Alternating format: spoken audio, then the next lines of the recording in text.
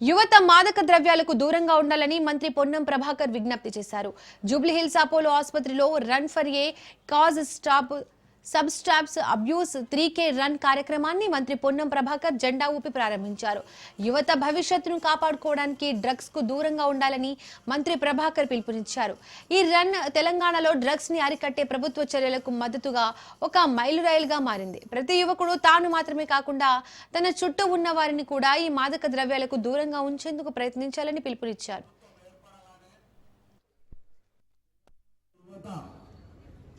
భవిష్యత్తు తెలంగాణ లేదా భారతదేశ ఎదుగుదలకు ఉపయోగపడాల్సినటువంటి వాళ్ళంతా మత్తుకు బానిసలై కన్న తల్లిదండ్రులకు భారమై సమాజంలో పనికిరాకుండా పోతున్నారనేటువంటి ఆలోచనతోటి ఒక ప్రత్యేకమైనటువంటి చట్టాన్ని తీసుకొచ్చి ఈగల్ సంస్థను ఏర్పాటు చేసి ఎక్కడ మాదక ద్రవ్యం ఉన్నా నార్కోటిక్స్ ఉన్నా కూడా వాటి పట్ల కఠినమైనటువంటి ఉక్కు పాదాన్ని మోపి